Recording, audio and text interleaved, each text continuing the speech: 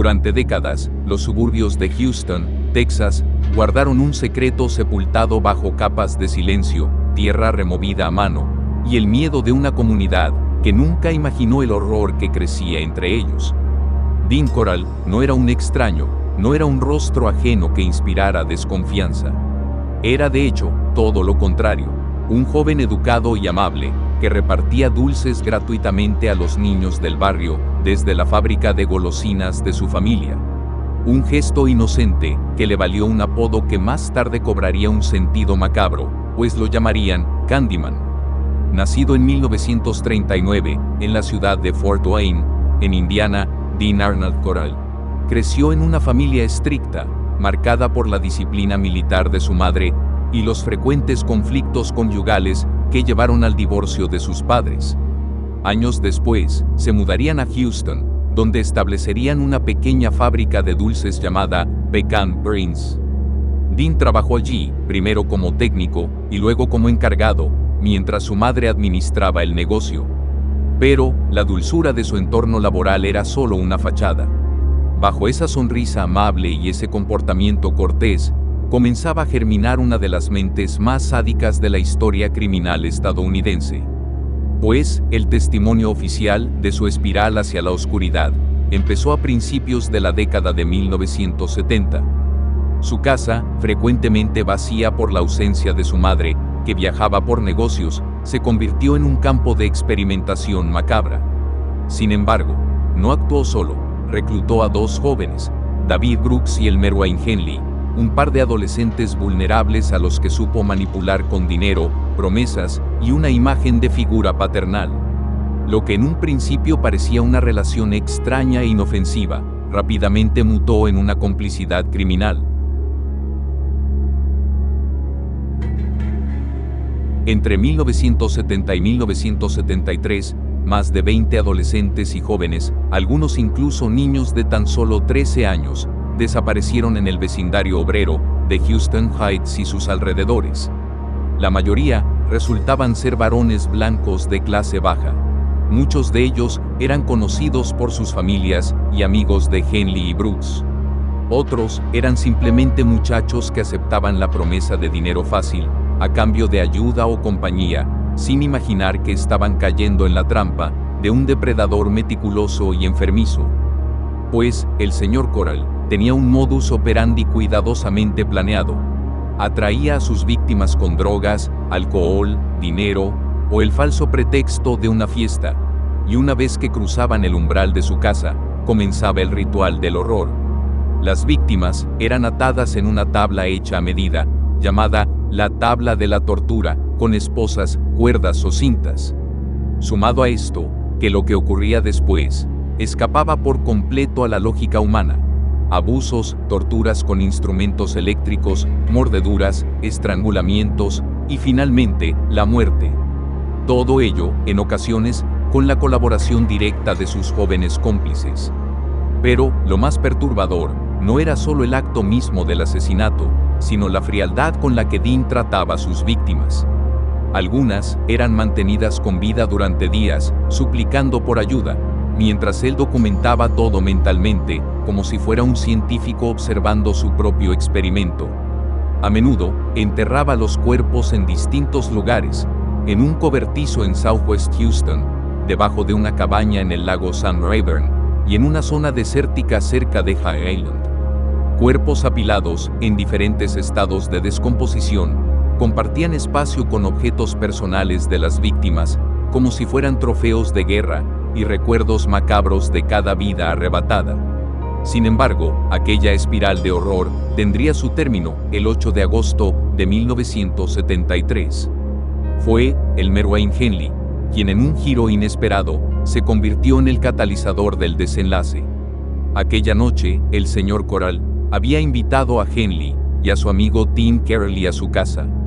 Pero, de camino a la vivienda, uno de ellos, más precisamente Elmer Henley, encontró a una amiga de 15 años, llamada Rhonda Williams, llorando en la calle porque su padre le había pegado. Para distraerla un poco de sus dolencias personales, decidió llevarla con él y pedirle a Coral que la refugiara esa noche en su casa.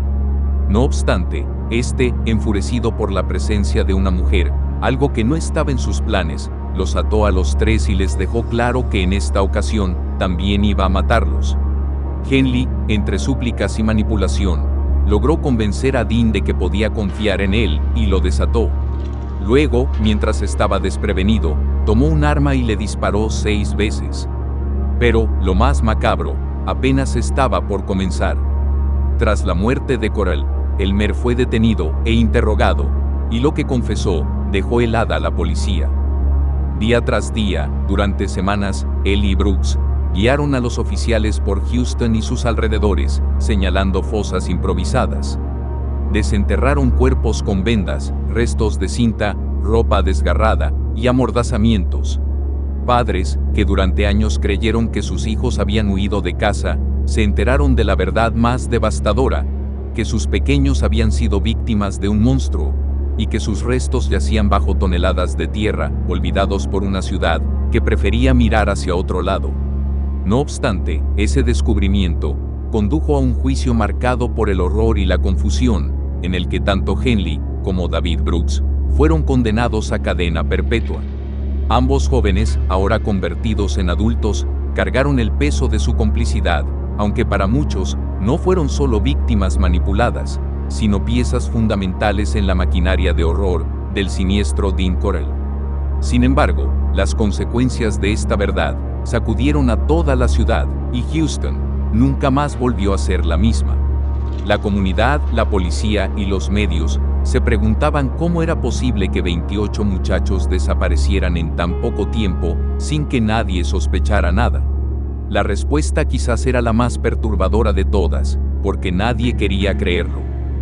Dean Coral, el hombre que ofrecía dulces y sonreía a los niños del vecindario, resultó ser uno de los asesinos más sádicos y prolíficos de la historia criminal de los Estados Unidos. Su legado no es solo el número de muertos, sino la manera en la que supo infiltrarse en la vida cotidiana, ocultando el mal bajo una máscara de normalidad. Y aunque el hombre de los dulces murió aquella noche de agosto de 1973, su sombra jamás desapareció del todo. Se quedó pegada como una mancha oscura sobre la historia de Houston, como un recordatorio insoportable de hasta dónde puede descender la condición humana, cuando el mal encuentra un rostro amable y una comunidad demasiado confiada. Porque el señor Coral no fue un monstruo escondido en la oscuridad, sino uno que se paseaba entre la gente, repartía dulces, sonreía a los vecinos y conversaba con los padres de aquellos mismos chicos a los que más tarde secuestraría. No necesitó pasamontañas, ni sótanos secretos, ni armas sofisticadas. Solo necesitó una ciudad que no quería mirar. Una sociedad donde los horrores más grandes ocurrieron a plena vista.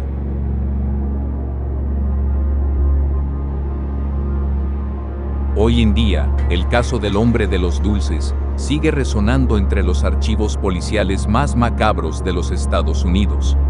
Su nombre, aunque menos conocido que otros asesinos seriales, produce una inquietud distinta.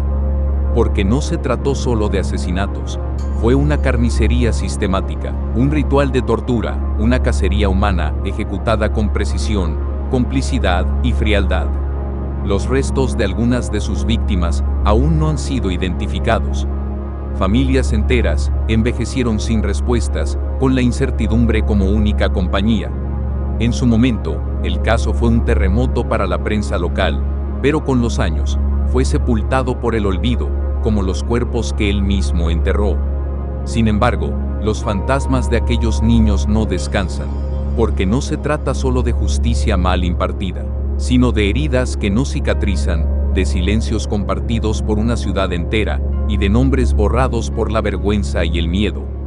Y quizás, lo más aterrador de todo esto es, que aún hoy, podríamos tener otro Dean Coral entre nosotros. Que el mal, cuando se disfraza de vecino ejemplar, puede infiltrarse en cualquier barrio, en cualquier familia, y en cualquier rutina.